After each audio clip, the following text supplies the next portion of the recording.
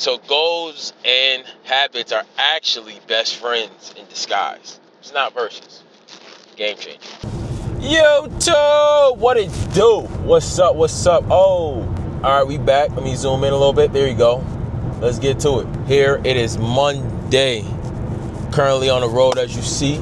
Today we talking about goals versus habits. Okay, goals versus habits. So goals are essentially accomplishments that you sought out to reach, that you're going to work towards every single day, or that you plan to eventually attain. That's a goal. A textbook with this, we're just going, what is a goal? That's overall what a goal is. A habit now is something that you do every single day, regardless of what's going on. All right, it's as if you have a habit, a cue, a trigger that then runs the cycle of your habit. I read a book, Atomic Habits, about it. It was a 4-step system that he used, which makes a habit, but it's essentially something that you do every day or all the time or multiple times a day. You know, some people have habits of biting their nails. They do it multiple times a day. Somebody has a habit of working out every day. They do it once a day. Some do it multiple times a day. You get the gist of it. So that's the difference between a habit versus a goal. I say you need both to accomplish and progress further in who you know you are, or who you grow to be, or who you already believe you are today. And I say versus, but they're really friends. You set a goal, you reap habits to attain that goal. Once you attain that goal, you now set another goal and say habits from your prior goal that you set. It's a part of your identity. So now you habit stack, set another habit up. Now you got multiple habits working towards this new goal that you have in mind that you plan to reach. This is about to be spicy. Oh my gosh. So that right there, essentially what just happened is people don't know how to drive. But see, I'm so ill with it. I gotta be elite level with driving because I'm able to record and keep my thoughts in check, do a bunch of other stuff, and still drive very safely. See, boom, prime example. The habit of driving. We all know where we were initially when we said on our 16th or whatever birthday or whatever case when you were younger, say, hey, I want to learn how to drive. That was your goal, but you had to learn the habit or the skills needed to be able to drive. So then once you finally learn the skills, you're an okay driver. And what happened? You did it every single day.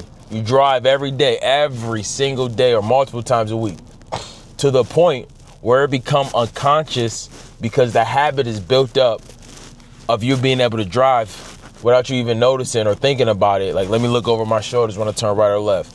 Let me wait till the light turn green before I go.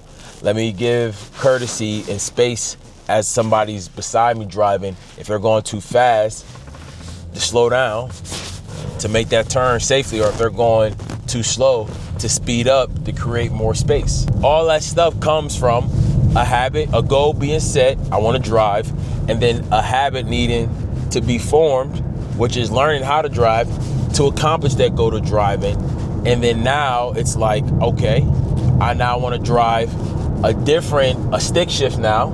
Instead of me driving an automated car, you now take the habit that you learned from the prior goal of just learning how to drive. You added that habit. Now use it and learn more about driving to be able to drive with a stick shift. So goals and habits are actually best friends in disguise. It's not versus. Game changer. Now today's word we're talking about is inspired, outstanding, of an extraordinary quality as it rises from some external creative impulse. Inspired. To get inspired is essentially a spark of you or a spark of something happening, and you find interest in it, or you see how you can make it better, and then you work towards it.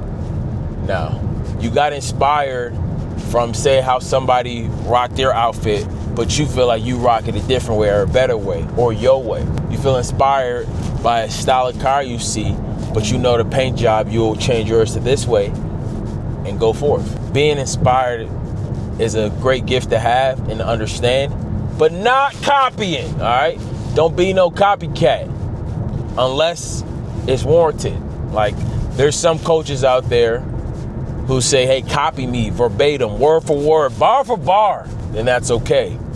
But overall, majority, just be inspired in whatever endeavor thing you want to work on and be better at. Just get inspired, okay? Being inspired is okay to get inspired. It's okay to be inspired, and then that can fuel to something great. There's a bunch of things today that have been inspired to make something greater, better than what was the original. That's okay. Now today's day 322 of 365 being sober. This journey has been nothing less than amazing. It's because it allowed me to see clearly on what I want opposed to what is fog. Let me get a little closer. So I say to all, if you want to start your own sobriety guide or your own sobriety journey for however long, you may go for life, you may go for 30 days, a year. Click that link in my bio. I got a 28-day. I've been preaching this over 300 days now, crazy. Plus, I got a guy's free sober guide that you can click link in my bio and you know what to do. It's also yet again another day posted on YouTube every day. To 1,000 subscribers is a mass. We not stopping, all right? You know what it is. You know what to do. We just gonna get better, get better, get better, get better, get better, get better. Thinking about it, I think moving forward, I'm gonna cut out what day I'm on. You're gonna see the link in my bio, what day I'm on. And I'm gonna cut out saying that I'm posting every day to 1,000 subscribers. Because I've done this so long and so repetitive. I'm gonna focus just more on the topic and go into depth on that. And that's it. Wow. I just had a eureka moment. Now overall, it's Monday. You now know what goals versus habits. That's actually friends. So take what you've learned and apply it. Get after it.